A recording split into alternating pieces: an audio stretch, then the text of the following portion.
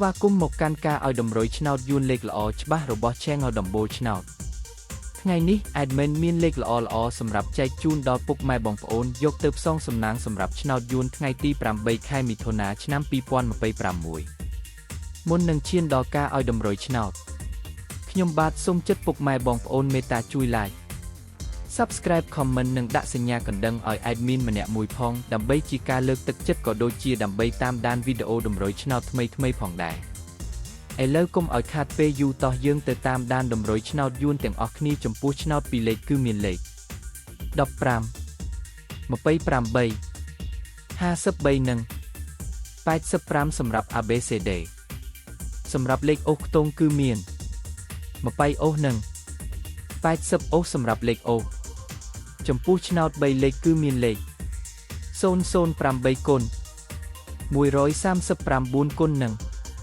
946គុណបាទឥឡូវនេះវីដេអូតម្រុយឆ្នោតរបស់ Admin គឺបានដល់ទីបញ្ចប់ហើយខ្ញុំបាទសូមជូនពរពុកម៉ែបងប្អូនដែលបានយកតម្រុយឆ្នោត Admin យកទៅផ្សងសំណាងជូនពរឲ្យហេងៗគ្រប់គ្នាចាក់ត្រូវគ្រប់គ្នាជម្រាបលាជួបគ្នាថ្ងៃស្អែកបន្តទៀត